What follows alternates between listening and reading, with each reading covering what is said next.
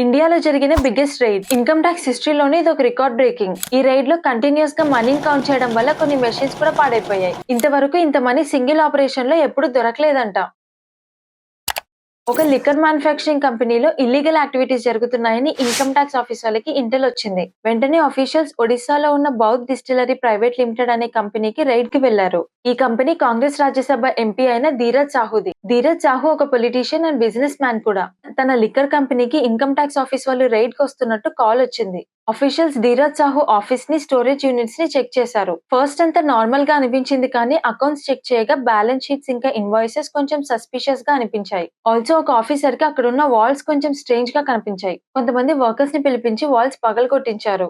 అందులో నుండి ఒక ప్లాస్టిక్ కవర్ లో వ్రాప్ చేసిన 500 నోట్స్ కనిపించాయి. వెంటనే ధీరజ్ సాహు ప్రాపర్టీస్ ఇంకా ఎక్కడెక్కడ ఉన్నాయో తెలుసుకుని రైడ్ చేయడానికి ప్రిపేర్ చేసుకున్నారు. పోలీస్ టీమ్ అండ్ ఇంకా కొంతమంది అఫీషియల్స్ కలిసి సంబల్పూర్ అండ్ సుందర్గఢ్ లో ఉన్న గోడౌన్స్ కి వెళ్లారు. అక్కడికి రైడ్ కి వెళ్తున్నప్పుడు వాళ్ళతో పాటు కొన్ని హైటెక్ ఎక్విప్మెంట్స్ తీసుకెళ్లారు. ఈ జియో సర్వేలెన్స్ సిస్టమ్స్ తో అండర్ గ్రౌండ్ లో ఉన్న ఐటమ్స్ ని కూడా ఈజీగా ఐడెంటిఫై చేయొచ్చు. ఆ 2 గోడౌన్స్ బేస్మెంట్ కి కింద సీక్రెట్ ప్యాసేజ్ ని కనుక్కున్నారు. కిందకెళ్లి చూస్తే అక్కడంతా పాత వస్తువులు ఉన్నాయి. కానీ బాగా సర్చ్ చేస్తే ఏదో ఒకటి దొరుకుతుందని ప్రతి ఇంచ్ వెతకడం స్టార్ట్ చేశారు. అక్కడున్న ఫ్లోర్ లోపల ఇంకా వాల్స్ లో అంతా క్యాష్ అండ్ గోల్డ్ కాయిన్స్ కనిపించాయి. అలా ధీరజ్ సాహుకి సంబంధించిన అన్ని ప్రాపర్టీస్ ని ఒక్కొక్కటి ఇన్వెస్టిగేట్ చేశారు. ఒడిస్సా, జార్ఖండ్, వెస్ట్ బెంగాల్ లో ఉన్న 10 డిస్ట్రిక్ట్స్ లో 30 లొకేషన్స్ లో ఒక మ్యారథాన్ సర్చ్ ఆపరేషన్ చేశారు. అక్కడ చిన్న చిన్న టౌన్స్ లో కొన్ని పాడుబడ్డ హౌసెస్ లో సర్చ్ చేస్తే దాదాపు 320 crores పైన డిఫరెంట్ ప్లేసెస్ లో రికవర్ చేశారు. ఒక టీం రాంచీలో ధీరజ్ ఇంటికి కూడా వెళ్లారు. అక్కడ బాత్రూమ్ లో 2 crores కనిపించాయి. సోఫా కట్ చేసి చూస్తే 5 crores, వాల్ లో ఉన్న సీక్రెట్ ఛాంబర్స్ లో 6 crores, ఇంకా గోల్డ్ అండ్ డైమండ్ జ్యువెలరీ,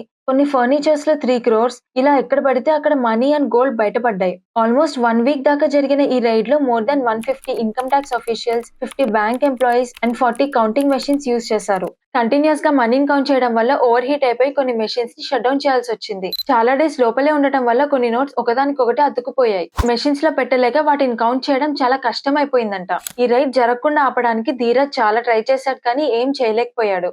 ఈ రైడ్ లో totally 353 crores money, gold and diamonds recover చేశారని అఫీషియల్ గా అనౌన్స్ చేశారు. సింగిల్ రైడ్ లో ఇంత మనీని రికవర్ చేయడం ఇదే ఫస్ట్ టైం అని కూడా చెప్పారు.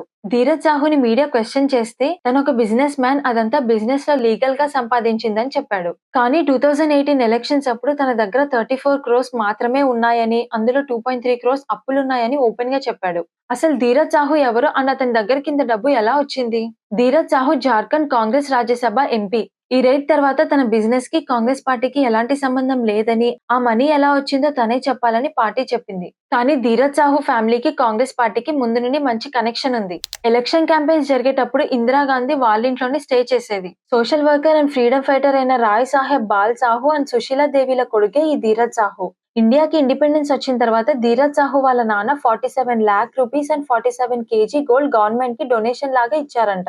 ధీరజ్ సాహు రాంచీలో ఉన్న మార్వారీ కాలేజ్ లో BA ఫినిష్ చేసుకుని 1977 లో పాలిటిక్స్ లో జాయిన్ అయ్యాడు. 1978 లో జైల్ బారో ఆందోళన్ అనే ప్రొటెస్ట్ లో జైల్ కి కూడా వెళ్లాడు. 2009 లో కాంగ్రెస్ టికెట్ తో జార్ఖండ్ నుండి రాజ్యసభకి ఎలెక్ట్ అయ్యాడు. సాహు ఫ్యామిలీ కన్సిస్టెంట్ గా కాంగ్రెస్ పార్టీకి సపోర్టివ్ గా ఉండేవాళ్ళు. ఇన్ఫాక్ట్ వాళ్ళ ఫ్యామిలీ హౌస్ ని వైట్ హౌస్ ఆఫ్ లోహర్దగా అనేవాళ్ళు. అక్కడికి ఫిల్మ్ స్టార్స్ అండ్ క్రికెటర్స్ కూడా ఫ్రీక్వెంట్ గా విజిట్ చేసేవాళ్ళు.